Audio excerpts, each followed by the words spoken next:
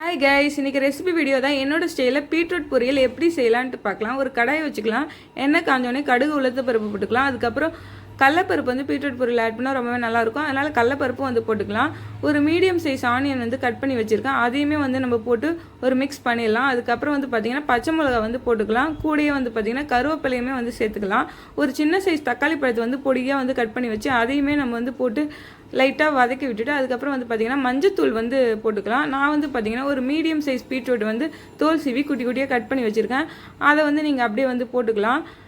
பீட்ரூட்லேருந்து தண்ணி விடும். அதனால் நீங்கள் அதிகமாக தண்ணி சேர்க்க தேவை. லைட்டாக தேவைப்பட்ட மட்டும் நீங்கள் சேர்த்துக்கலாம். நான் பார்த்திங்கன்னா கொஞ்சமாக தண்ணி சேர்த்துருக்கேன்.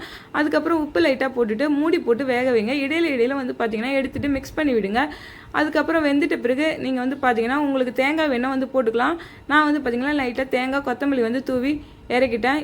பீட்ரூட் பொரியல் ரெடி. நீங்கள் செஞ்சு பார்த்துட்டு எப்படி இருக்குன்னு கமெண்ட்டில் சொல்லுங்கள். நெக்ஸ்ட் வீடியோவில் பார்க்கலாம். அது வரைக்கும் பாய்.